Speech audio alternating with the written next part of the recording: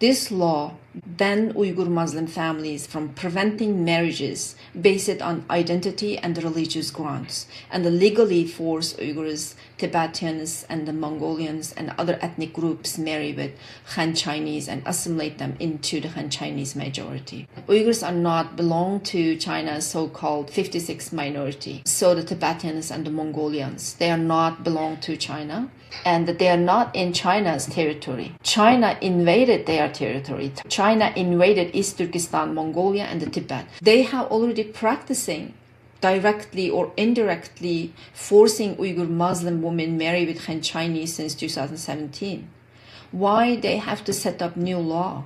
Why it's become so necessary for the Chinese government, since they are doing this genocidal practice anyway? Answer is very clear. China wants to legitimize its genocide because forcing Uyghur women marry with Han Chinese is genocide.